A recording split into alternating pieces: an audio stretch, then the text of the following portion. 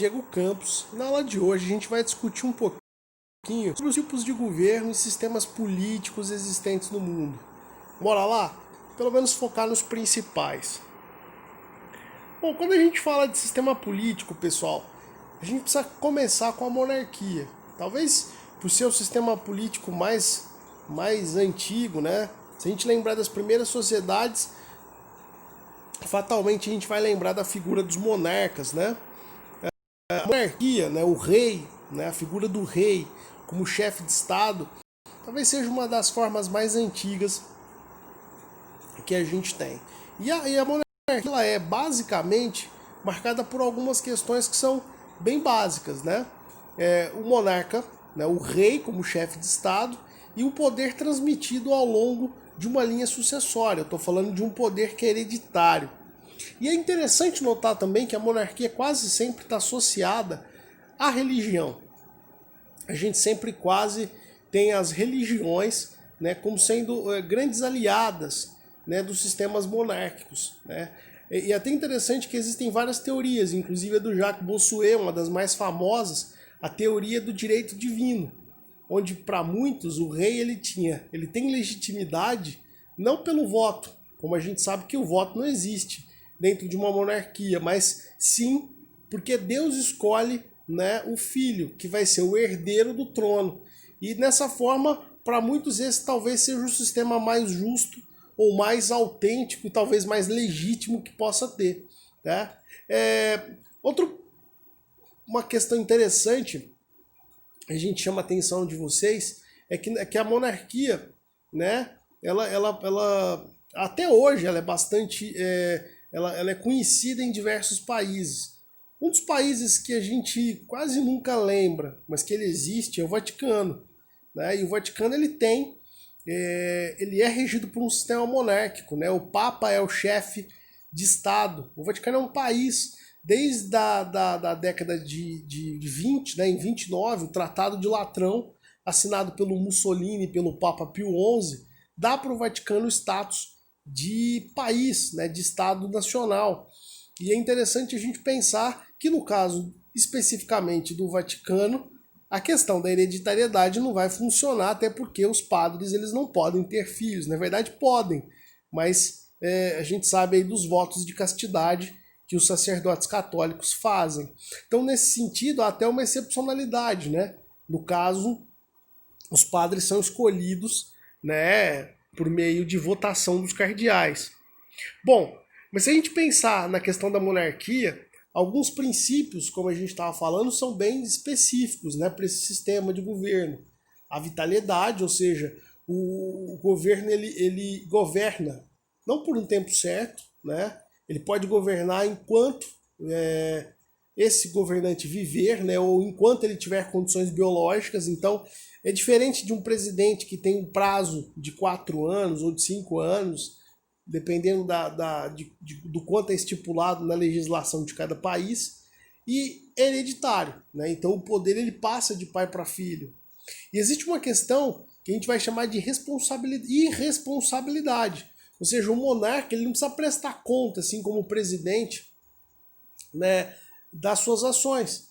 Ele simplesmente não deve explicação ao povo, nem a ninguém, sobre os motivos pelo qual ele adotou determinada orientação política ou não.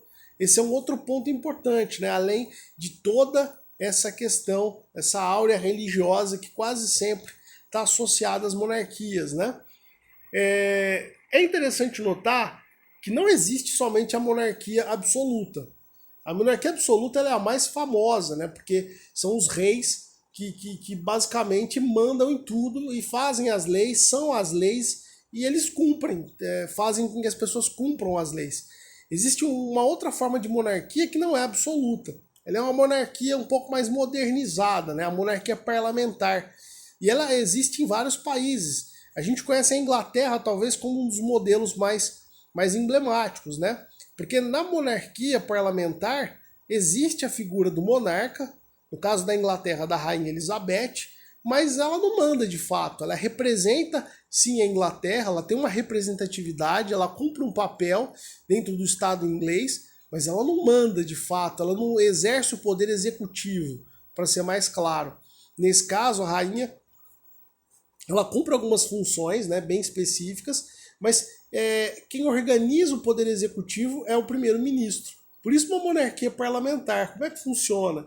Na Inglaterra o povo vota, né, nos seus representantes, nos parlamentares, e os parlamentares escolhem entre si aquele que será o primeiro-ministro. Então o primeiro-ministro ele é eleito por um voto indireto, né? O povo não elege, né, o primeiro-ministro diretamente, elege os parlamentares e eles elegerão dentre eles mesmos um cara que vai ser o poder executivo, no caso o primeiro-ministro. Esse vai ocupar essas responsabilidades executivas dentro do governo. E isso representa a monarquia parlamentar, né, como sendo uma das formas aí que tem bastante países que até hoje adotam esse sistema. Se a gente pensar aqui do ponto de vista bem rápido aqui, básico para a gente pensar, a monarquia absoluta, o rei, ele faz as leis, ele faz cumprir as leis, ele julga, tá? Porque a monarquia absoluta, a gente precisa sempre lembrar daquela frase do Luís XIV, né? Ele é France extrêmement, a França sou eu.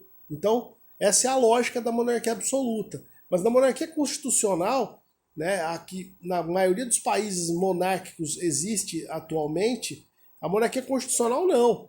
Né? O monarca ele até existe, mas ele não tem o poder, ele não é o todo poderoso de antigamente. Né? Existem leis, existe uma constituição e principalmente, né, existe poderes que estão acima dele. Beleza?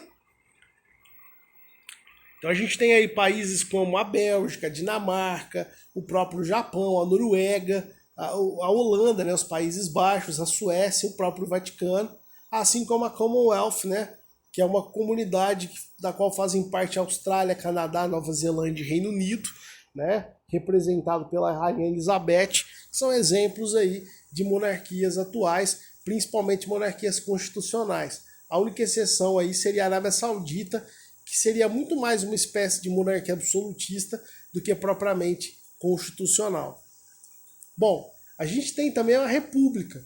E é importante notar o seguinte, existe uma questão muito interessante quando a gente fala de república. Muitas pessoas confundem república com democracia. De fato, a democracia e a república são duas coisas que são relacionadas, né? República tem a ver com tudo aquilo que é resolvido através do voto. Vamos facilitar para vocês. E democracia é aquilo que inclui as pessoas, na qual o povo de fato tem um poder de decisão. Nem toda república é democrática. Então, como é que a gente pode lembrar disso? Quando a gente fala, por exemplo, no caso de Roma. Roma teve um senado durante uma época republicana da sua história, mas quem votava? Quem tinha poder político? Meia dúzia de pessoas, somente os patrícios. Então, eu tenho uma república que decide as coisas através do voto de quem? Dos patrícios, mas não é democrática, porque o povo em si não participa das decisões. Mas então essa relação ela precisa ficar muito clara. A república tem a ver com voto. Democracia tem a ver com a participação de todos. Então nem sempre todas as repúblicas são democráticas. Isso é um conceito que eu preciso ter e colocar na minha cabeça como sendo algo, né, que eu consiga visualizar.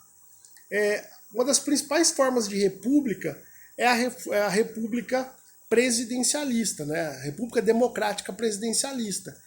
O Brasil é um exemplo claro disso, né? O presidente eleito de forma direta como sendo representante do executivo. Tá? Obviamente que ele não é o todo poderoso, existe uma divisão de poderes, né? O executivo, né? O presidente, mas ele também precisa sempre de ponderar suas decisões junto ao legislativo. Né? E todas as ações desse executivo, desse presidente, elas vão ser julgadas, caso precise, junto ao judiciário. Então é uma coparticipação de poderes aí necessárias ao desenvolvimento da democracia. Né? Aqui a gente tem um exemplo aqui interessante até de citar as eleições norte-americanas. Né? Lá é uma eleição que é guiada por colégios eleitorais. Então cada estado norte-americano ele tem um número de delegados de acordo com a população, o número de população de cada estado. Então eles fazem um coeficiente eleitoral que coloca, né, o número de delegados por estado. E aí a eleição, por exemplo, aqui no caso a eleição ainda do Romney com o Obama, era colocado, por exemplo, se, por exemplo, o estado da Califórnia, tá, tem 100 mil eleitores. Se 51 mil eleitores votam no Obama e 49 no Romney, né, todos os 55 delegados da Califórnia vão votar no Obama. Tá? Então, a votação nos Estados Unidos funciona dessa forma. Tá? Se a pessoa tiver em cada estado um número mínimo, mas absoluto, maior do que o outro candidato, automaticamente todos os delegados daquele estado votarão naquele candidato que foi o vencedor. E aí você tem a somatória de todos esses delegados, né? E aí você forma mais ou menos, né, o panorama eleitoral nos Estados Unidos. Geralmente, para conseguir a vitória nos Estados Unidos, é necessário 270 delegados. Tá? Essa é a conta mais ou menos básica aí, né, que se faz, já que você tem aproximadamente 538 delegados. Então 270 seria a metade mais um, né, o que daria um número mais ou menos mágico aí para a vitória de qualquer presidente. A gente tem também, pessoal, exemplos de repúblicas parlamentaristas, tá? Alemanha, Itália, Portugal são exemplos, né? E como é que funciona isso? Muito parecido com a monarquia parlamentarista, mas sem o parlamento, né? Então a gente tem aí, sem o rei. A gente tem aí, por exemplo, o povo elegendo o parlamento, né? Elegendo os parlamentares. Esses parlamentares escolhem entre eles mesmos um cara que vai ser, né, mais bem votado, que seria lá o primeiro-ministro, ou premier, ou chanceler, como é chamado em alguns países, né? Aqui a gente tem a figura da Angela Merkel, que é a chanceler da Alemanha, né? Uma mulher que já deve estar no 4º mandato, e um ícone aí dentro da política europeia, até porque a Alemanha hoje ela é a maior economia da Inglaterra, uma das mais representativas do mundo aí, né? Um país de grande estabilidade política e econômica. Mas também, galera, além das democracias, a gente tem regimes autoritários, são ditaduras, né? O que são ditaduras? São regimes onde você tem governos que não foram eleitos. Você pode até ter uma certa adesão de uma parte considerável da população, mas esses governos não foram eleitos democraticamente falando.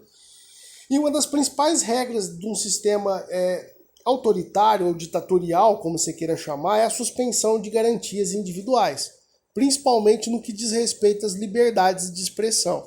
Uma ditadura geralmente é um governo que tem um grande amparo, né, do exército, porque ele precisa governar à força, né, ele precisa punir, né, perseguir, né, pessoas que são contrárias à sua ideia.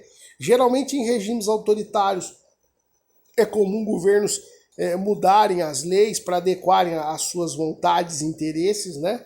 Então, a gente tem exemplos aí, a Líbia, a China, a própria Síria, como exemplos de ditadura no mundo de hoje, tá?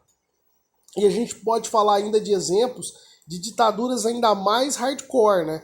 Tipo os regimes totalitários. É quando você tem uma ditadura que interfere inclusive na vida pessoal, tá? Na vida psicológica dos indivíduos, um controle quase absoluto de quase todas as esferas, não só na vida pública, mas na vida privada do cidadão. E a gente tem exemplos, por exemplo, a Alemanha nazista ou o próprio fascismo na Itália, né? Se a gente pensar na República, no Estado nazista, né? A figura do Hitler era vista pela nação tal qual, né, a figura de uma divindade. Então essa proximidade, né, essa interferência, né, no imaginário das pessoas, né, na própria religiosidade das pessoas, você tem dentro do Estado autoritário é muito forte. Hoje, talvez o único exemplo que a gente poderia mais ou menos entender como Estado autoritário no mundo seria a Coreia do Norte, né? Onde você não tem nenhum tipo de comunicação com o mundo externo, você tem um domínio, inclusive, dessa vida, digamos assim, simbólica, né? A figura lá do Kim Jong-un é vista quase como se fosse os quadros, né, nas casas são colocados como se fossem altares de santo, né, devido a importância, né, e o simbolismo que a figura dele carrega quase como de uma divindade religiosa. Então é interessante a gente notar justamente essa referência dentro dos estados totalitários. Beleza, pessoal? Espero que vocês tenham entendido. Grande abraço a todos.